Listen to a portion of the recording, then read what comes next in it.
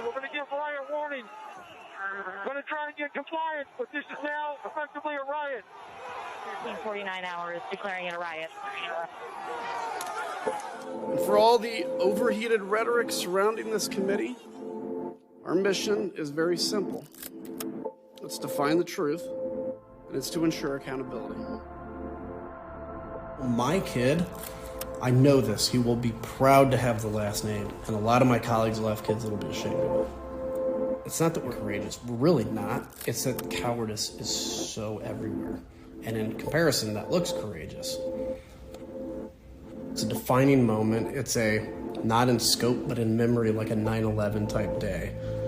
I don't know how I processed it because it really evolved right to anger, right to trying to take action, right to the January 6th committee. So I think that may be something I still end up having to process when I get out of here. I'm not somebody that feels this stuff, but I just felt like a real darkness, like a real sense of like evil.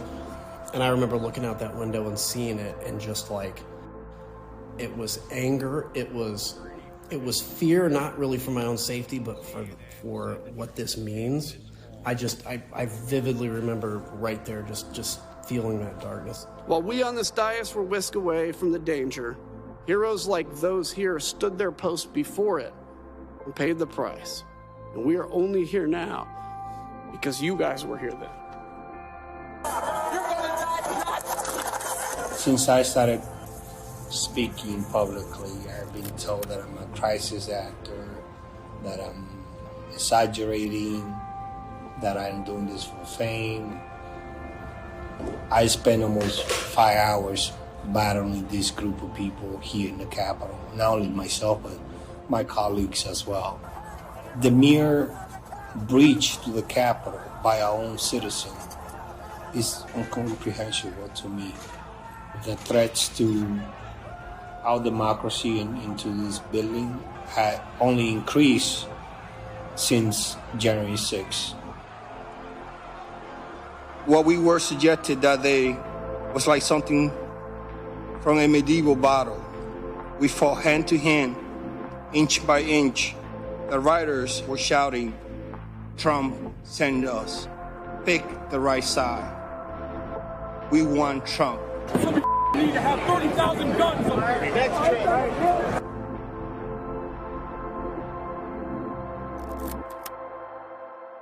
It's still hard to believe that it really happened. Disagree, just go attack the Capitol and just get a new president. Like, it's like the strongest wins, not the votes anymore. Whoever can beat you up. Look at the precedent that would have set. This is our country. This is where we're at. And everybody sees these 4 officers, but there were hundreds of people that day. And someone gave the ultimate sacrifice. They're no longer with us. To the rioters, the insurrectionists, and the terrorists of that day, democracy is bigger than any one person and any one party. You all tried to disrupt democracy that day, and you all failed.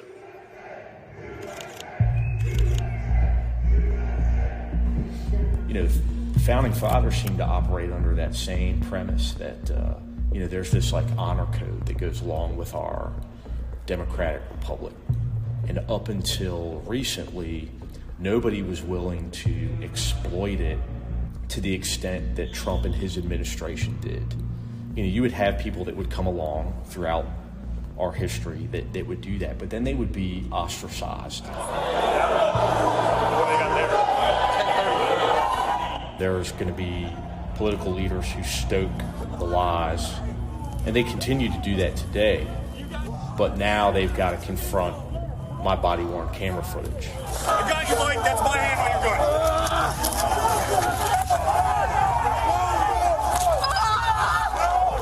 You know, having been pulled out into the crowd, beaten. I mean, you see me like in the most vulnerable moment of my entire life. That's not how I want to be remembered. But I understand the significance of it, and I'm going to put it to good use.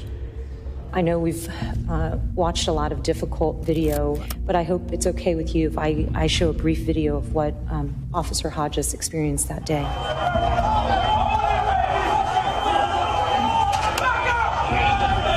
Two sides were at a stalemate at a metal door frame that sat in the middle of the hallway.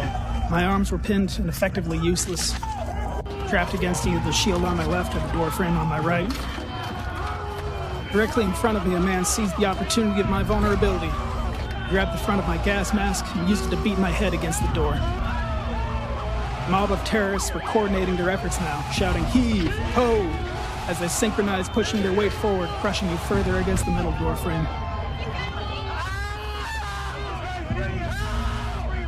I'm just a beat cop, so most of the time I just stop people from hitting each other and stop people from stealing. But this is the foundation of our country, the foundation of its government, and if we can't preserve that, then what's the point?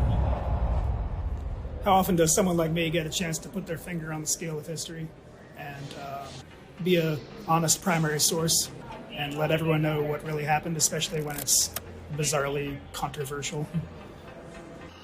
My name is Ruby Freeman. I've always believed that when God says that he'll make your name great, but this is not the way it was supposed to be. At least 18,000, that's on tape. We had them counted very painstakingly. 18,000 voters having to do with Ruby Freeman. She's a vote scammer, a professional vote scammer and hustler.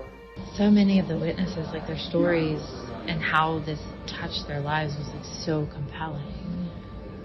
Ruby, the woman who was the poll worker, and how it literally turned their life upside down. That's one person representing thousands of people who've suffered similar consequences for literally just doing their civic duty. I mean, being a poll worker. I get nervous when I bump into someone I know in the grocery store who says my name. I've lost my sense of security, all because a group of people, starting with number 45 and his ally, Rudy Giuliani, decided to scapegoat me and my daughter, Shay. Yes, a lot of threats, wishing death upon me, telling me that, I'll be in jail with my mother, and saying things like, be glad it's 2020 and not 1920. I kept hoping all day that President Trump would meet the moment, and time again, he continued to fail. And I don't think he grasped the gravity of the situation, or he just didn't care because he enjoyed what he was seeing. If the president had wanted to make a statement and address the American people, he could have been on camera almost instantly. And so I was just disappointed, because this is someone that I believed in, someone that I put my faith in and went to work for as a spokesperson. As a spokesperson, your job is to literally defend everything that your principal says and does, and his actions that day were just indefensible to me.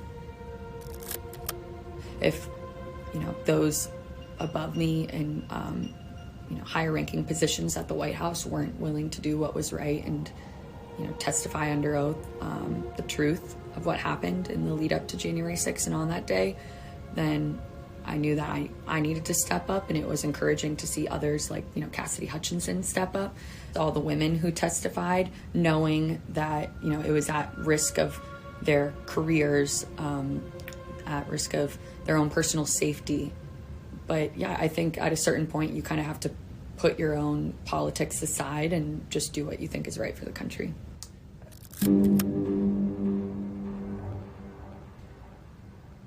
It's amazing to me that people ask me about my legacy. I'm nobody. I don't have a big tower. I didn't stop a world war. I'm certainly no bastion of perfection. I do care what people think until I know how they think. So out of all this, the president calling me names, I just thought, how pathetic is that? He's going to call me a liar? He was on the same phone call I was. If anybody has a tape, it should be the White House. Play that sucker. I'd be interested to hear how I heard that conversation. It's worth it. It's worth somebody looking up there and seeing my name. and saying, he's a stand-up guy. And I would love to live and be that. It is the new pattern, or a pattern in our lives, to worry what will happen on Saturdays, because we have various groups come by, and I don't know if I should name groups, but there was one gentleman that had the 3 bars on his chest, and he had a pistol and was threatening my neighbor, not with the pistol, but just vocally. When I saw the gun, I knew I had to get close. That's the danger in all this. It doesn't take much for somebody to do something stupid, really unhinged, to put everything at risk. That's where I think civil wars start. One shot, one guy, one prince in Serbia, and you got a war. I'll tell you this. It's not going to happen like you think it's going to happen, okay? It's going to be quite extraordinarily different. And all I can say is strap in. January 6th was not a day in isolation. It was the violent culmination of multiple efforts, multiple lines of effort to overturn the election. How premeditated that was, how extensive it was, and who the architect was, Donald Trump. But of more contemporary significance, we want the American people to know how close we came to losing our democracy, why we're still not out of the woods, and how fragile our democracy is. Our democracy held because courageous people like those you heard from today put their oath to the Constitution above their loyalty to one man or to one party. The system held, but barely, and the question remains, will it hold again?